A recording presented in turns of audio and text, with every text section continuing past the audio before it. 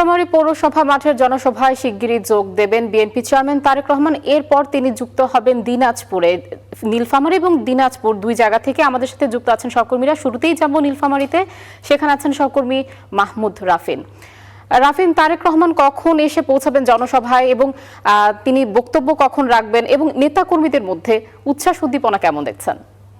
Tarique Rahman 2 minute আগে নীলফামারীর বড় মাঠে তার হেলিকপ্টার ল্যান্ড করেছে। তিনি ইতিমধ্যে এসেছেন। কিছুক্ষণের মধ্যে নীলফামারী বড় মাঠে নীলফামারী বিএনপির আয়োজনে যে নির্বাচনী জনসভা, সেই জনসভায় তিনি মঞ্চে উঠবেন এবং প্রধান অতিথির বক্তব্য রাখবেন।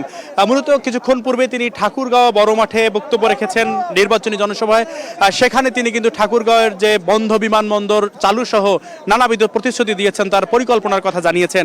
ঠিক একইভাবে নীলফামারী বিএনপির নেতাকর্মী সহ জনসাধারণ কিন্তু ইতিমধ্যে নীলফামারী যে বড় মাঠ, সে বড় মাঠে কিন্তু জড়ো হয়েছে তা বিএনপির চেয়ারম্যান তারেক রহমানের মুখে আসলে তার কথা শুনতে। এই নীলফামারী সহ আশেপাশের যে অঞ্চল রয়েছে, সেই অঞ্চলকে আসলে এই উন্নয়নের জন্য তারেক রহমানের কি প্রস্তাবনা রয়েছে। নীলফামারী জেলা বিএনপির আয়োজনে আজকের এই নির্বাচনী জনসভায় ইতিমধ্যেই কিন্তু মঞ্চে নেতৃবৃন্দ কিন্তু ইতিমধ্যে এসেছে। এখন কিন্তু কেন্দ্রীয় নেতৃবৃন্দ সহ নীলফামারীর যে নেতৃবৃন্দ তারা রয়েছে, নীলফামারীতে 4টি নির্বাচনী আসন, সেই আসনের যারা মনোনয়ন প্রাপ্ত প্রার্থী যারা রয়েছে, সংসদ সদস্য পদপ্রার্থী, তারা কিন্তু ইতিমধ্যে এই মঞ্চে এসেছেন। এছাড়া বিএনপির কেন্দ্রীয় নেতৃবৃন্দ এসেছেন, বিএনপির স্থানীয় নেতৃবৃন্দ ইতিমধ্যে বক্তব্য রাখছেন। মূলত এই নির্বাচনী জনসভায় কিন্তু কিছুক্ষণের মধ্যেই তারেক রহমান মঞ্চে উঠবেন এবং তিনি প্রধান অতিথির বক্তব্য রাখবেন।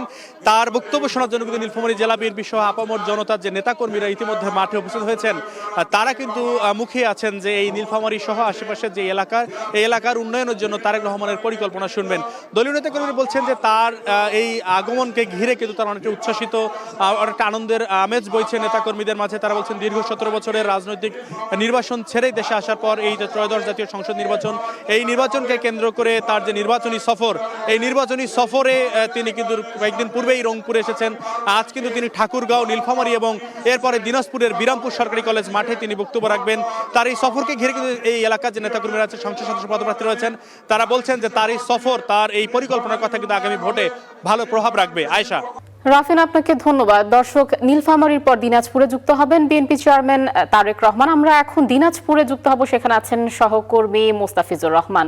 চলে যাচ্ছি তার কাছে। মোস্তাফিজ, আপনি তো দিনাজপুরে জনসভার সেখানেই আছেন, সেখানে প্রস্তুতি কেমন দেখছেন? একদম শেষ মুহূর্তের প্রস্তুতি, এবং সেখানকার যে নেতাকর্মীরা এখনই জড়ো হয়ে গেছেন কিনা, তাদের মধ্যে উৎসাহ উদ্দীপনা কেমন কাজ করছে, তারা কি বলছেন জানাবেন। আজকে 2 দশক পরে বিএনপির যে চেয়ারপারসন রয়েছে তারেক রহমান, তিনি দিনাজপুরে আসছেন।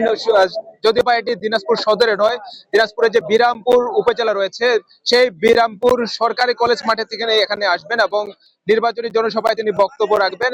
তার এই আগমনকে কেন্দ্র করে ইতিমধ্যেই বিরামপুর সরকারি কলেজ যে মাঠটি রয়েছে, সেটি নেতাকর্মী এবং যারা কর্মী সমর্থক রয়েছে তাদের পদচারণায় ভর্তি হতে শুরু হয়েছে। আমরা দেখেছি সকাল থেকেই বিরামপুর উপজেলা ছাড়াও আরো যে 12টি উপজেলা রয়েছে, সর্বখান থেকেই কিন্তু বিভিন্ন পর্যায়ের নেতাকর্মীরা যারা রয়েছে, বিএনপির কর্মী সমর্থক রয়েছে, তারা এখানে আসতে শুরু করেছেন।